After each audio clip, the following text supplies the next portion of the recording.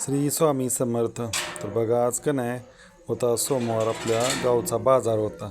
बाजारात असून मोठी गाजरं, मेथी, शेपू, डाळा, असं घेवड्याची शेंग, मटार वगैरे सगळं आणलंय बरं का.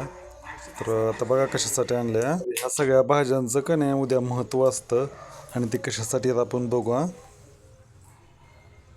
डाळा आणि घेवड्याची शेंग वगैरे सगळे कशासाठी आणले ग सुषमा? काय उद्या आहे भोगी.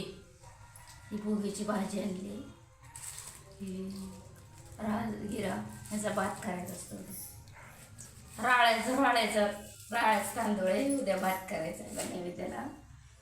कणीस, ज्वारीचं, ऊस, वांग, गाजर आणि हरभरा, घेवडे शेंग सगळं एकत्र करून भोगीची भाजी करायची.